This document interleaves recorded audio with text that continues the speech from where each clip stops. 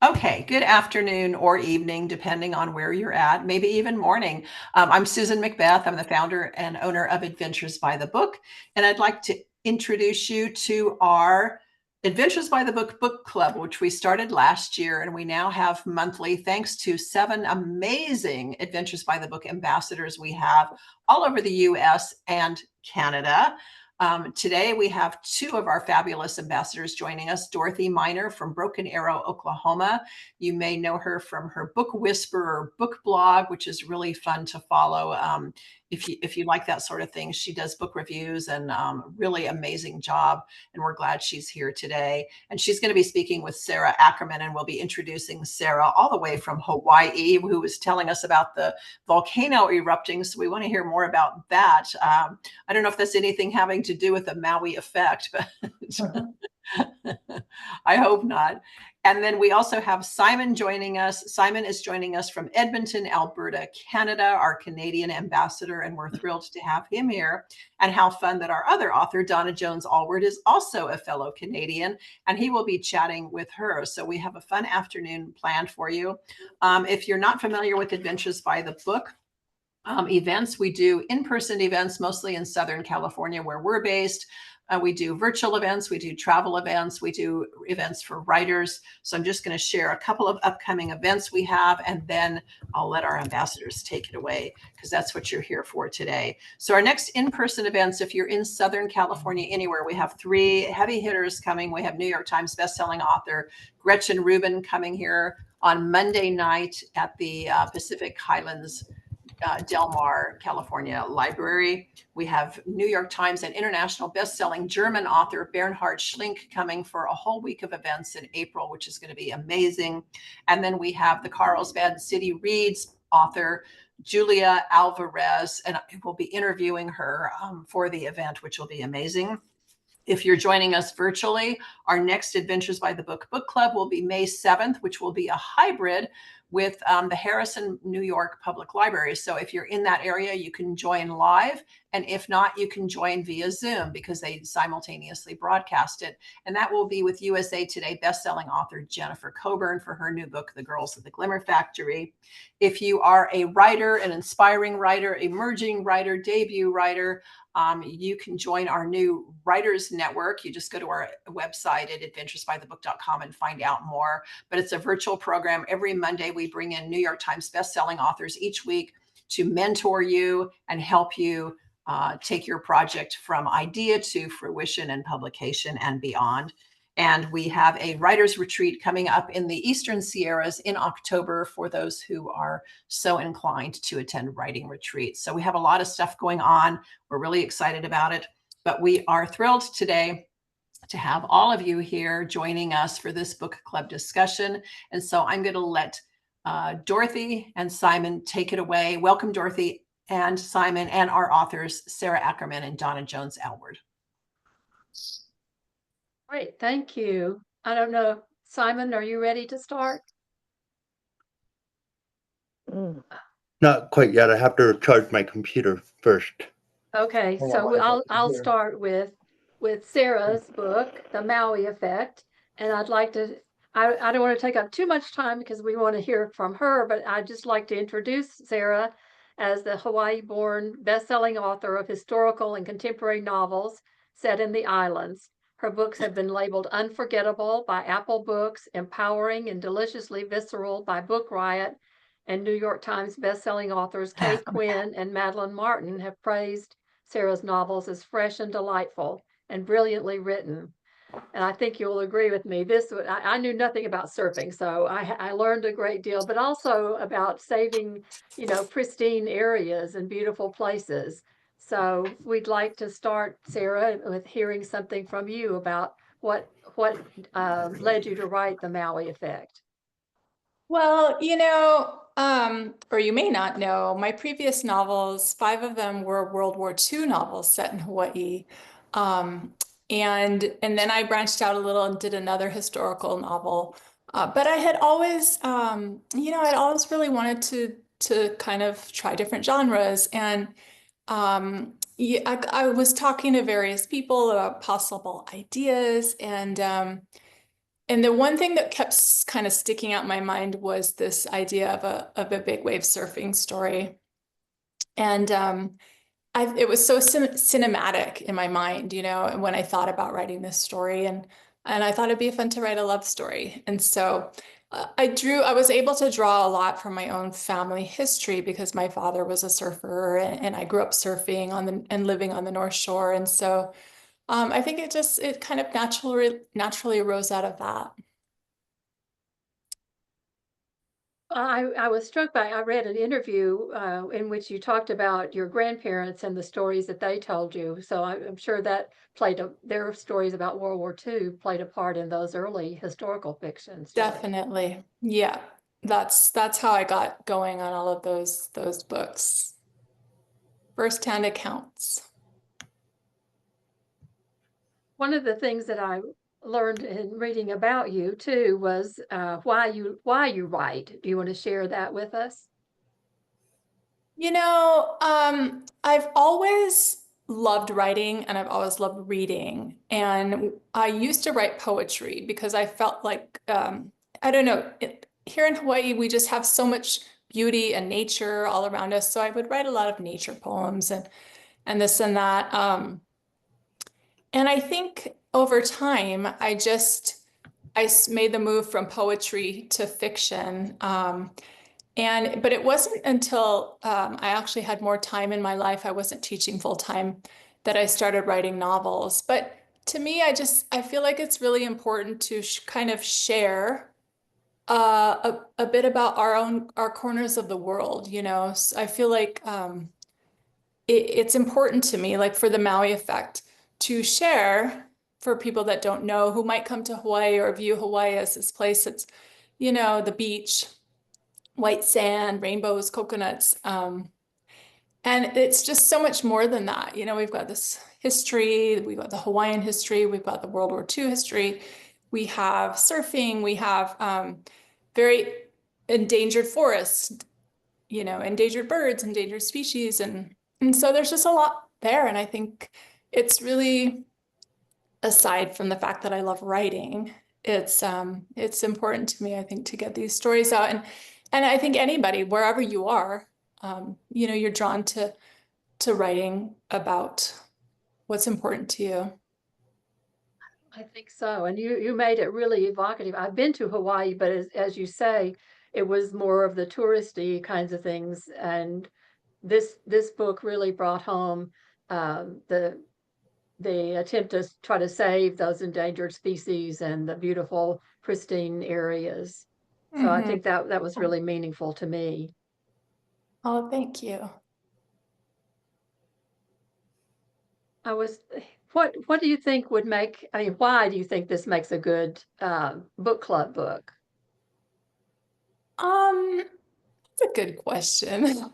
Maybe some of the people in the audience can answer. You know, when I'm writing a novel, I'm never thinking, oh, this would be good for this or this would be good for that. It's more me kind of feeling like I need to tell this story.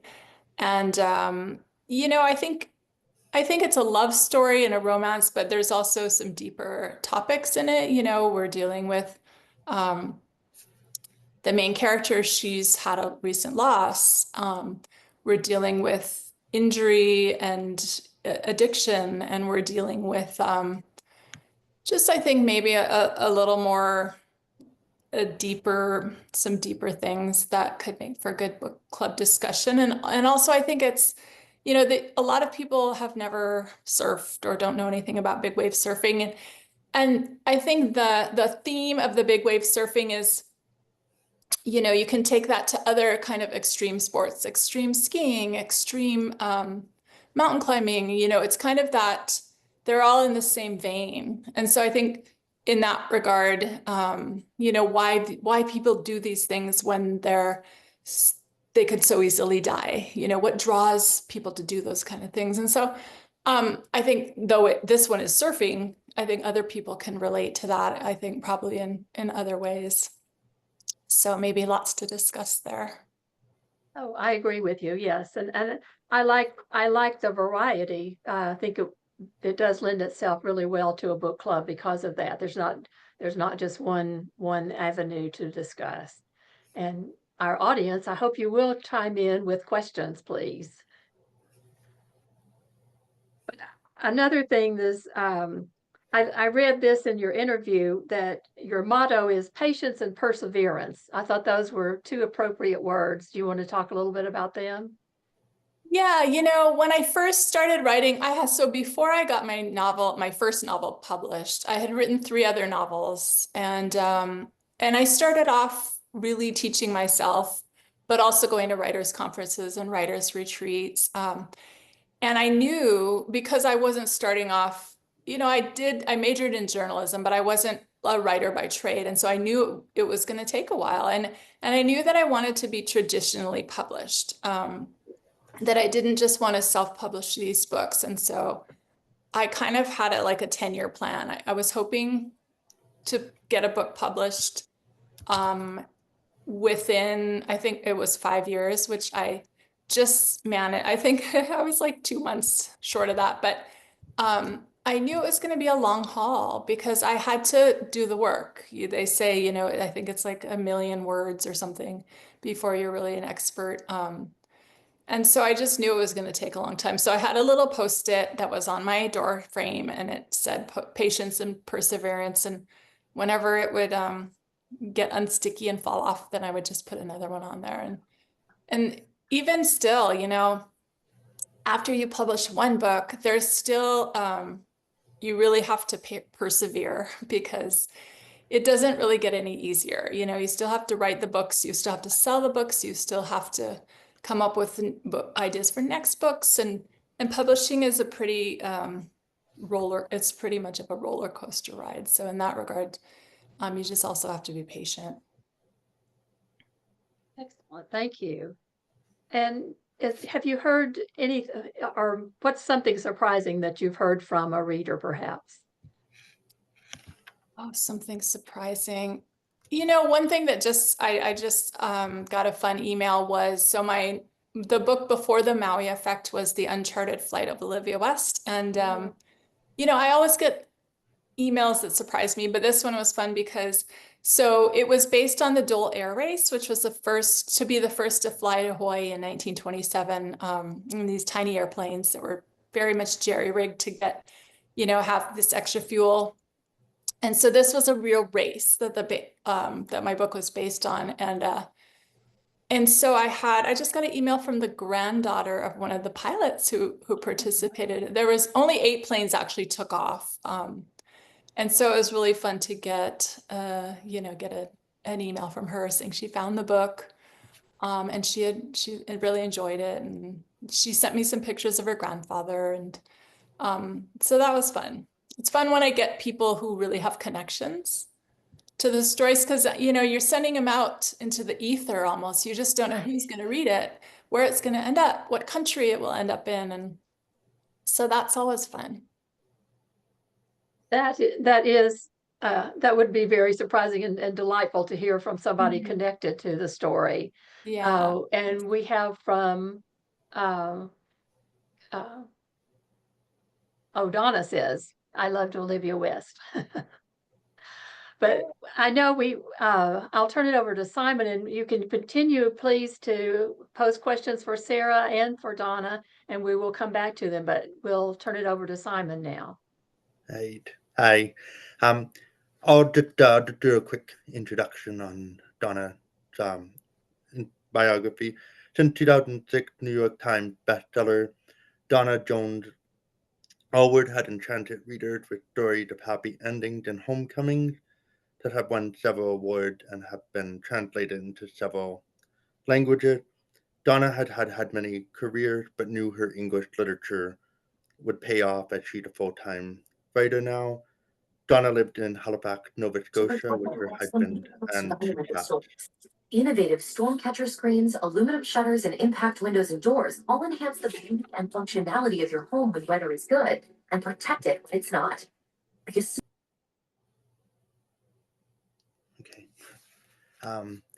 I welcome Donna to the Adventured by the Book Club discussion tonight. Thanks. How's weather in Edmonton? Yes. I am.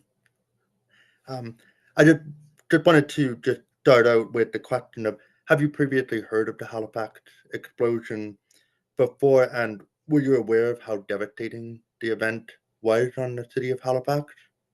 I was. It was one of those things that I would expect would be taught in public school as a big historical event. And I never learned about it in public school, even though I did, like Canadian history in grade 12. Where I did hear about it, though, was in my Atlantic literature class when I read Barometer Rising by Hugh MacLennan. And so I learned about it when I was a teenager, and then I didn't really think about it a whole lot until I moved here to Halifax in 2008.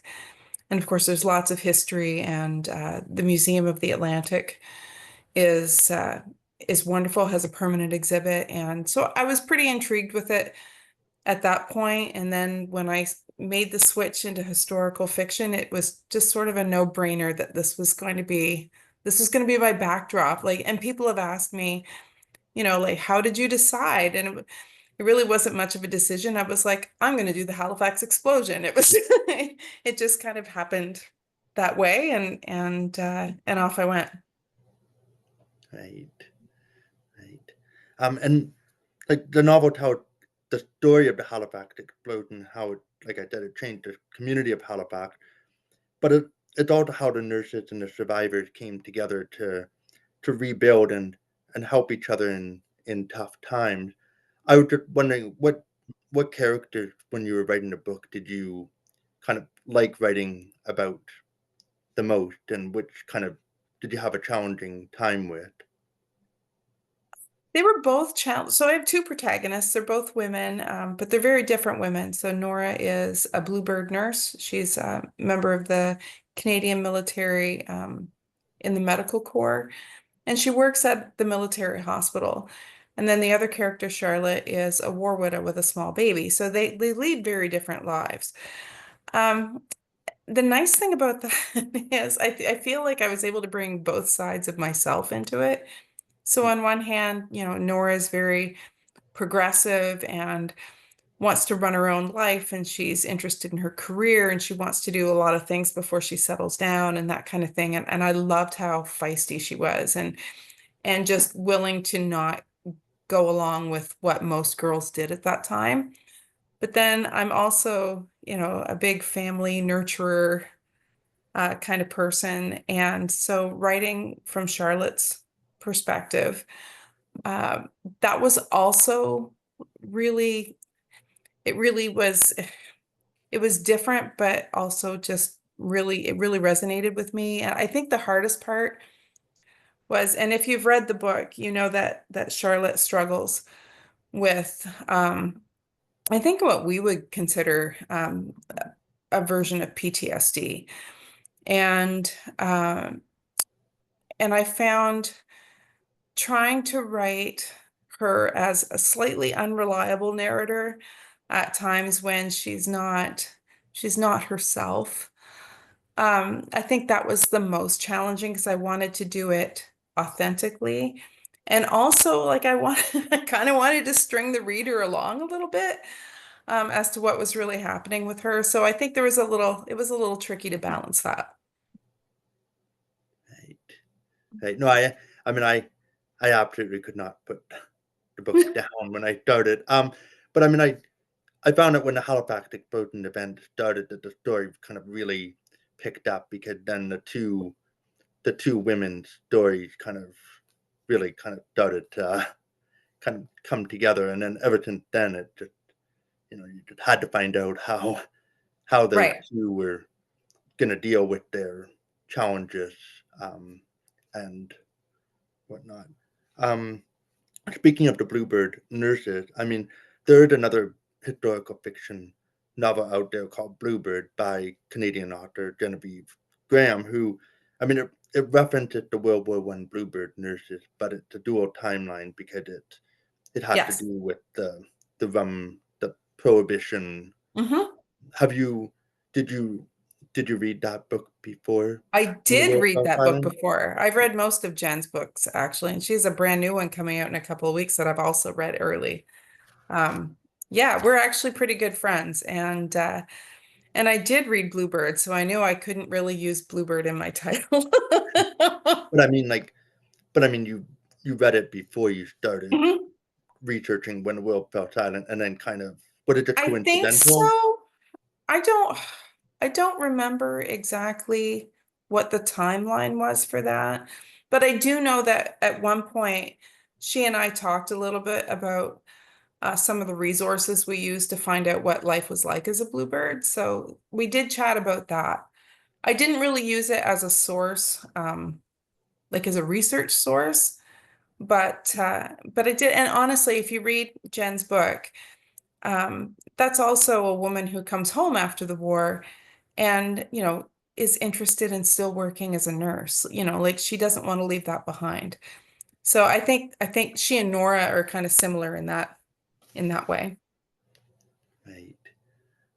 And then, like, it's, when I was reading it, like, there are just so many emotions. It was kind of a roller coaster emotion type book. I mean, the story of hope and resilience, and but then there's also grief, and then there's loss as well. I just um, kind of just wondering, like, did you find that you had to take some time away from writing this novel to kind of, like, did your emotion kind of, I guess, get in the way of any of your writing capabilities?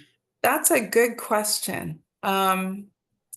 Because there's some trauma there. I mean, it's a big event, and oddly enough, I seem to I guess it hasn't left too bad of a mark because I just handed in my next book, which is set on Titanic.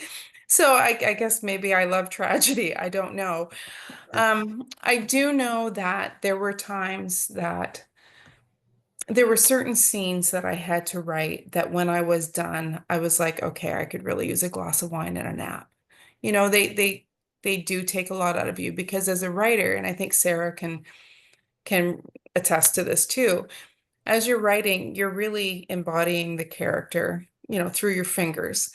And you're trying to feel what they feel and then describe it and in a way that's going to pull the reader along. And I find sometimes when I write those scenes that I'm really tired at the end. The other thing, I'm more apt to do the other thing though, Simon, which is where if I know I have to write one of those scenes, suddenly I'll be like, I need to do some laundry or I need to, scrub my floor, which I hate housework, but I'll find reasons to avoid it because I know it's going to put me through the ringer. So I'm more apt to avoid it before I start rather than have to walk away, which is kind of funny. Right, right. No, I mean, I found it to be a very good, good book. So Thank you. thank you for sharing the story of the Halifax explosion, and kind of, you know, um, there's a question from Susan in the chat. For those who aren't familiar with the Halifax explosion, could you share a bit of background Oh, about it? absolutely. So in 1917, in Halifax, which is on the east coast of Canada in Nova Scotia, um, Halifax was a major port on the U.S. seaboard, and convoys would gather here to form and then go overseas, taking troops, supplies, what have you. So in December, there was a ship that came up from New York called the Mont Blanc, and it was carrying munitions and some highly volatile material like picric acid. And it arrived a little bit late, and so it had to wait outside the harbor to enter until the next morning because they would put subnets across the harbor to keep submarines out. And so the next morning, the harbor pilot went out and piloted this ship into the harbor. At the same time, there was a Belgian relief ship called the Emo who was leaving, and it was late leaving because it had been waiting for a load of coal. And they had a disagreement about who had the right of way. And neither really wanted to exceed the right of way. as maritime law dictates. And course corrections happened too late and they collided. And so the Mont Blanc lit on fire. It was very neat to know what was on board. You know, they didn't want people to know what ships were carrying. It was very secret because it was wartime. And so people thought this was a great entertainment. They would go down to they went down to the piers, to the waterfront to see the commotion and who was going to put out the fire. And no one knew, except for a handful of people, how dangerous this really was. Shortly after 9 a.m., the ship exploded. And the force was so huge. It was the biggest man-made explosion until the atom bomb at the end of World War II. And it killed almost 2,000, injured close to 9,000 more, left about 25,000 with housing issues. It completely flattened the north end of the city. So it was a massive disaster. And so my nurse, Nora, works at the military. It's a convalescent hospital for soldiers coming home. And it's brand new and it can hold about 300 people. And on the first day, they saw over 1,400 come through the doors.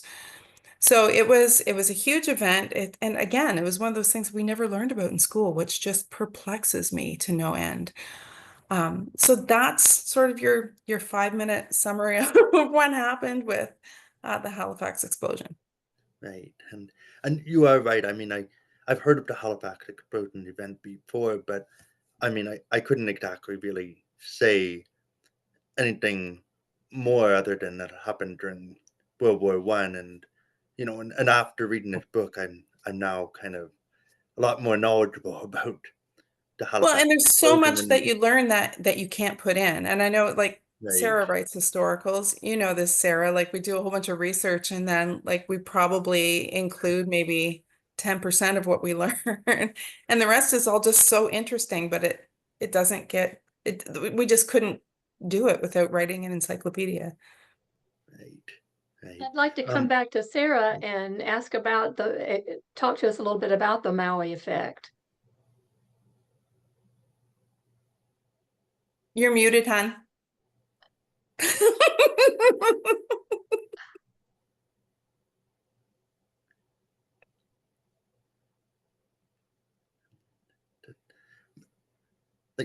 They're like in the novel, Hey there. it kind of alludes to possibly some German sabotage during World War One and the Halifax explosion. Do you think that there was German sabotage, or do you think it was just a I think that's coincidental? just a conspiracy theory.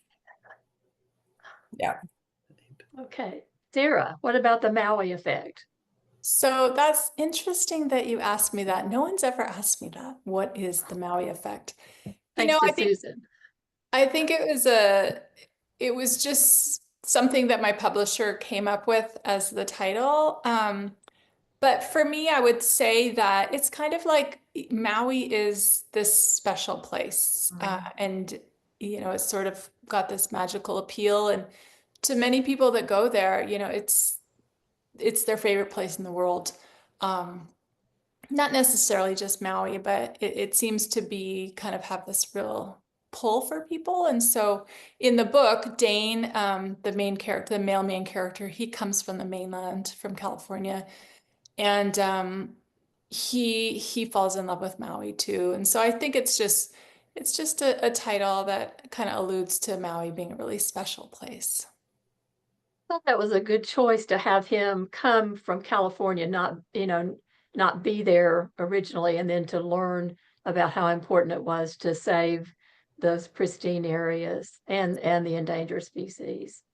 Mm-hmm. Yeah, you know, I thought it would be a good kind of just a good character for her to fall in love with, because that's kind of what happens a lot. You know, you get a guy from the mainland or a girl from the mainland coming here to Hawaii, they fall in love, and they end up staying, or maybe the person here ends up leaving.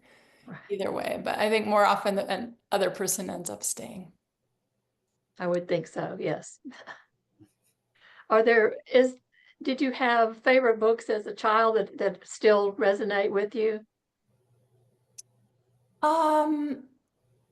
Books set in Hawaii or just any book? No, just anything that you read when you were, at an impressionable age and remember. Well, my Nancy Drew, I read all the Nancy Drew books at least 3 times. Those are some that really stuck with me. And I do like to include a bit of mystery and intrigue in all my books, and I think maybe perhaps it's because I was so into Nancy Drew. That was really, I think, the defining series that made me a real reader. Yes, those are absolutely some of my favorites for sure. Are there authors you really like who are writing today? We've heard Simon and Donna talk about another Canadian author. Is there an author you're really enjoying right now? So I just read Wild Dark Shore by Charlotte McConaughey. She's an Australian author who wrote Migrations. And her books are a little bit near future, somewhat apocalyptic, not entirely, but they're very nature. And I love her writing. She's one of my favorite authors. A little bit dark, but just beautiful. I'm in such awe of her writing. I love Leanne Moriarty, just to always just completely take me away. Another Australian author. Who else did I also loved Wayward by Amelia Hart. Yeah, those were some recent books.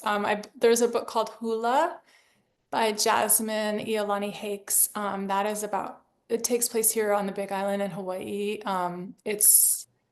It's a really powerful book, and I definitely, if anybody is interested in reading more about Hawaii, I would say pick up Hula.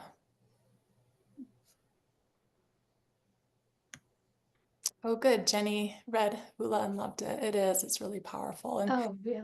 And she does tackle a bit of the Hawaiian sovereignty and the history in that, which in a way which is, it's not an easy topic to cover. And so I thought she did a great job with that. What are you working on now? Oh, well, I'm working on several books, actually. I'm just finished copy edits for my book that comes out in September. And that is a story about, another dual timeline, 1905 and 2005. And that is inspired by the mysterious death of Jane Stanford, Stanford University's founder, at the Moana Hotel in Waikiki. So that is, it's called The Guest in Room 120. That comes out in September. And I have another book coming out in January because I moved to a different publisher, and so that's why they're so close together. But it's called The Shark House. And this one, in a way, it's more like the Maui effect. It's very kind of Hawaii nature, but it's about a great white shark scientist that comes to Hawaii to investigate a series of attacks. Wow. So we have 2 books to look forward to in the near future. That's great. Yes. Yeah, been busy. Yeah.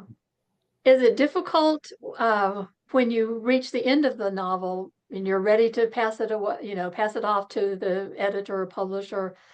Is it very difficult for you to say goodbye to those characters? No, I'm like, here, take this. I'm done with I don't want this. to see this ever again. No, that's not. But I'm definitely ready to pass it on. I really am. But so at that point I'm ready. But like when I start a new book, it's like I'm still kind of feel attached to the old characters, and it's hard for me initially to get to know my new characters. I'm always like at least a third of the way into the book before I feel like I really am starting to know them. And then I write the whole book, and then I actually go back and add again, kind of go back to the beginning now that I really know them.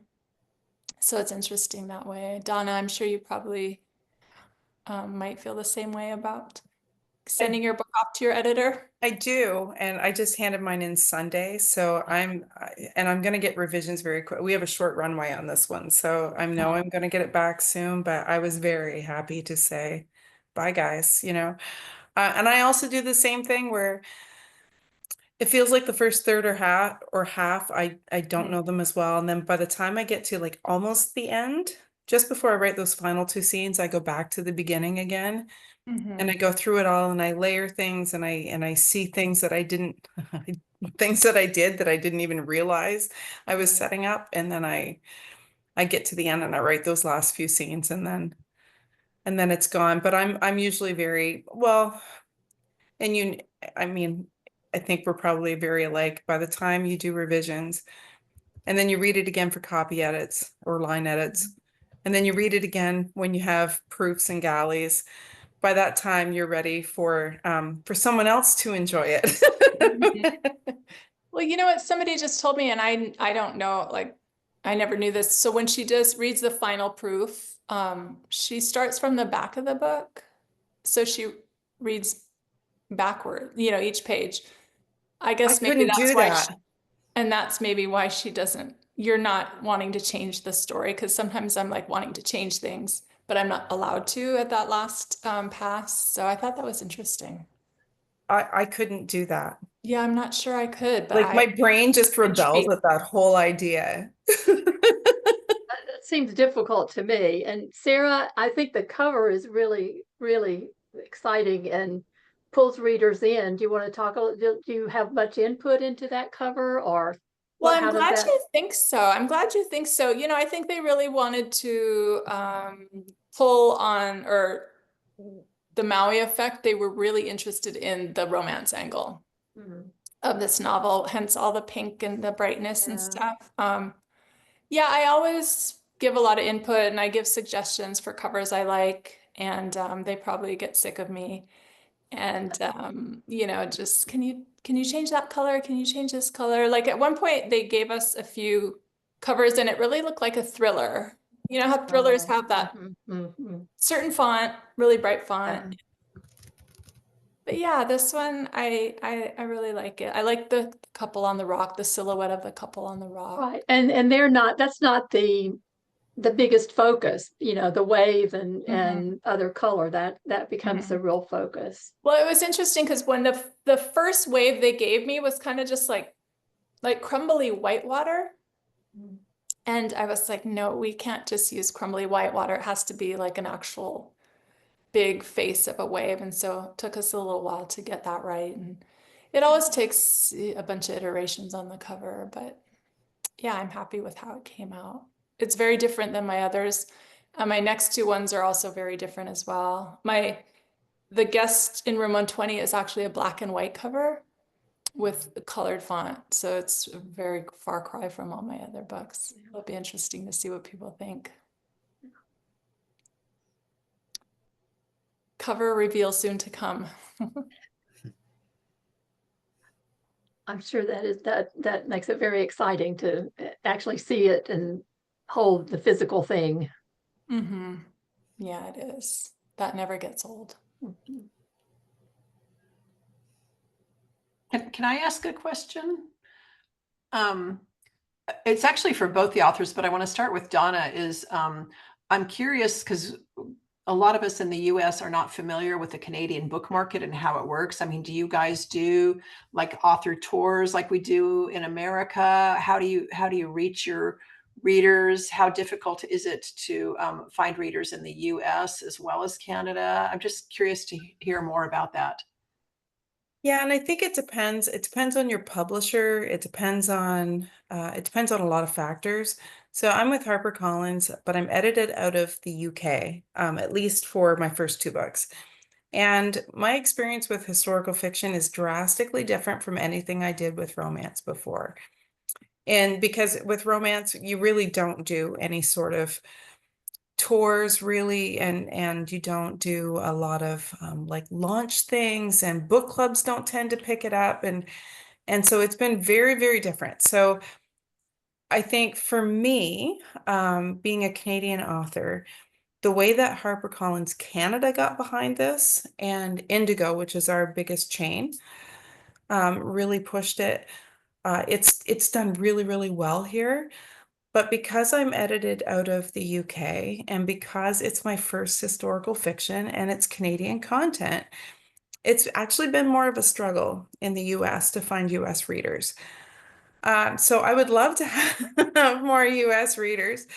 And I think maybe the next book, which again there's definitely a Halifax connection in the next book, but it's also set on Titanic, which might have a little more, I guess, like global appeal. But it was really overwhelming actually, because I did things like launches and a lot of book signings. I didn't do a lot of travel. I am doing some travel in May, up to Toronto to do an event there. I did, Kate Quinn and Madeline Martin came to town, and so we did, HarperCollins does these high teas across Canada occasionally, and for the first one in Halifax, I got to do this one with Madeline and Kate, which was amazing. So it's not like a big tour, but I think too, as my career progresses in historical fiction, maybe I'll start doing more of that. Like I know other authors do, but this was almost like having, it was my 68th book, but it was almost like having a debut all over again.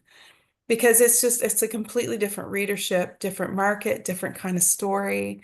So actually was kind of nice because it was like going through all those firsts all over again. Well, you mentioned having difficulty reaching American readers, and I'm going to tell you that everyone that I have talked to about this book, without exception, not one exception, has said this is a 5-star book that everyone should be reading, that it was powerful and amazing. And I said, oh my gosh. I mean, I think that's fantastic.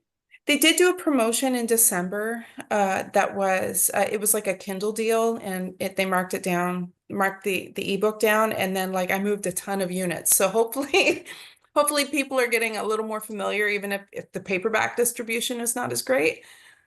And the other thing too, and like I have you to thank for some of this, and then I just get it through my website as well.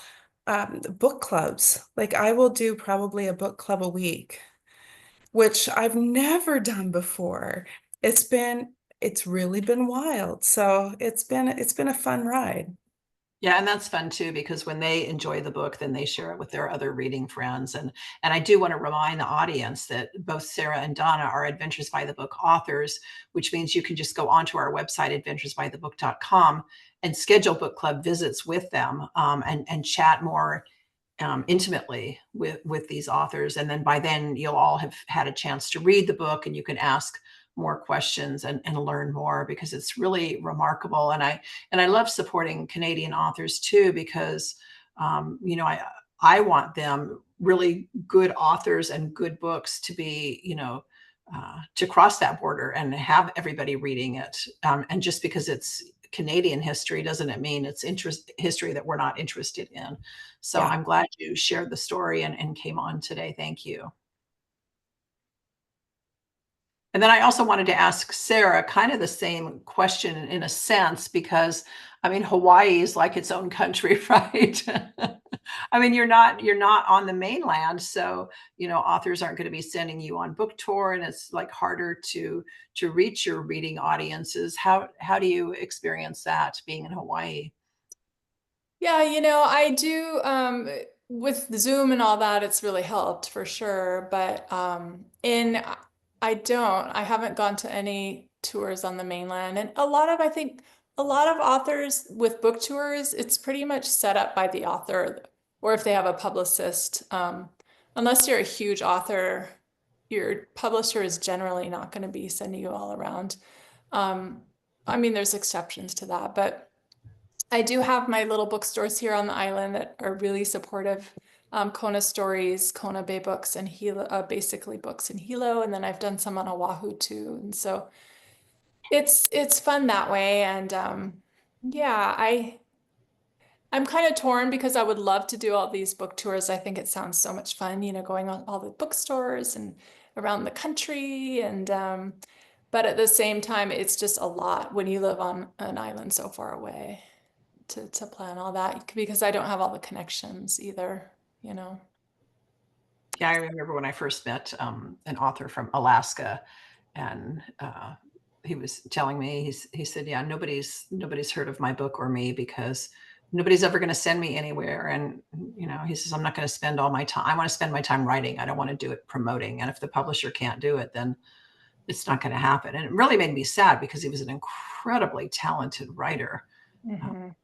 So it's true though. You know, I love going to bookstores. I love talking with book clubs. Like I go to Kona a lot and meet with book clubs. They in condos, like they're little places on the ocean. It's really fun. I love it. And a lot of the military wives on Oahu, I've gone to all the military bases there, which has been really amazing to meet with our book clubs. But it's true. I'm so busy writing the novels that I see some of these authors and they're on tour for like a month.